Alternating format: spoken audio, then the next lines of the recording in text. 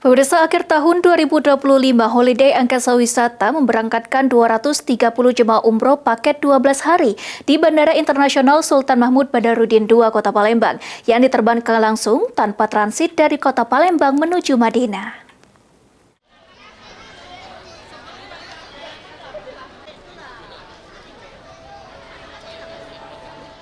Holiday Angkasa Wisata kembali melepas 230 jemaah umroh paket 12 hari di Bandara Internasional Sultan Mahmud Badarudin II, Palembang. Para jemaah akan langsung diterbangkan dari Kota Palembang menuju Kota Suci Madinah tanpa transit menggunakan maskapai Garuda Indonesia. Selanjutnya jemaah akan diinapkan di Kota Suci Madinah selama 4 malam lalu menuju ke Kota Suci Mekah selama 6 malam. Sebelum diterbangkan, pihak Holiday Angkasa Wisata memberikan tata tertib yang harus dilakukan oleh para jemaah saat beribadah di Tanah Suci, agar ibadahnya berjalan lancar dan nyaman. 2026. Jadi Bapak Ibu setahun di sana ya, dari 2025 sampai 2026 ya Bapak Ibu ya.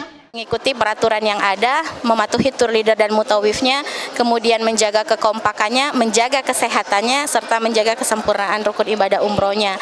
Karena apa? Kami sangat berharap sekali berangkat berjumlah 230, pulang pun tentunya dalam jumlah yang sama, dalam keadaan sehat walafiat, bahagia karena sudah beribadah sambil liburan dan juga menjadi jemaah umroh yang mabrur dan mabruroh.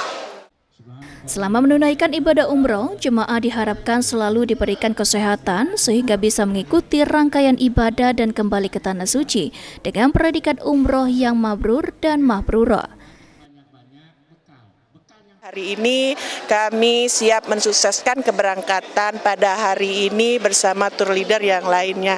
Mohon doa untuk kelancaran kami membawa jemaah. Semoga kami diberikan kelancaran, kesehatan sampai pulang ke Indonesia nantinya. Alhamdulillah.